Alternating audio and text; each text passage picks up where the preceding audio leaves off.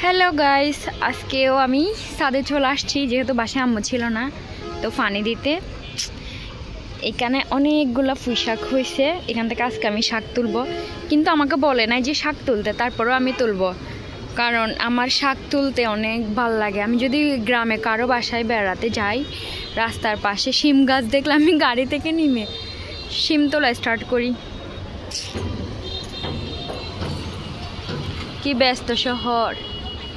আসলে আমাদের চট্টগ্রাম শহর অনেক বেশি ব্যস্ত,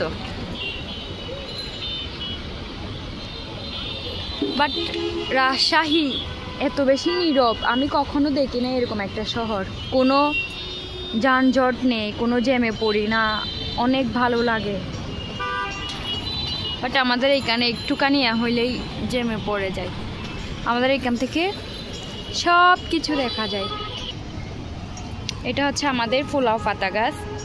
এখানে আমি ছোটো ছোটো মরিচ গাছ লাগিয়েছি, এলা আল্লাহর রহমতে বড় হয়ে যাচ্ছে। আমি চাচ্ছিলাম আজকে এখান থেকে শিম তুলে নিয়ে যাব, কালকে অনেকগুলো তুলেছি,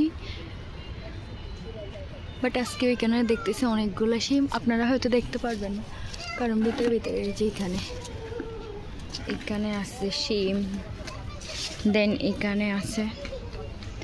আমার ভাল লাগে ভিডিও করতে, সেজন্য আমি ভিডিওগুলো করি। এখানে আমাদের লাউ শাক আছে, এখান থেকে আজকে লাউ শাকও নিয়ে যাব আমি।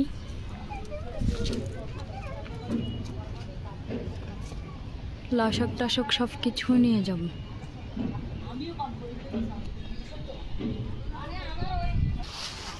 এখানে আবার আজকে কাঠগোলাপ ফুটেছে, এখান থেকে নিয়ে একটা কানের মধ্যে গুজে দিব।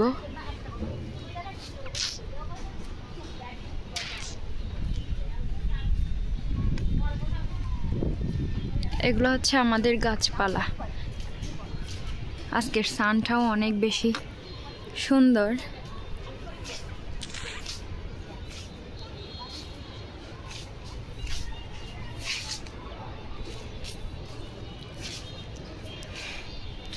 এখান থেকে পাহাড়, সমুদ্র, সাগর সব কিছু দেখা যায় একেবারে।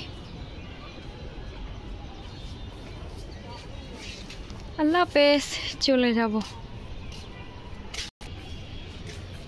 কারা যেন ছাদের মধ্যে কাজ করাচ্ছে, পেয়ারা ধরেছে পেয়ারা গাছে। এখানে হচ্ছে যে ডালিম ধরেছে, তোরা সব কিছুই আছে গাছ। আর এই বিল্ডিংটা হচ্ছে ভূতের বাড়ি। ওমা, ওখানে একটা ভূত আছে।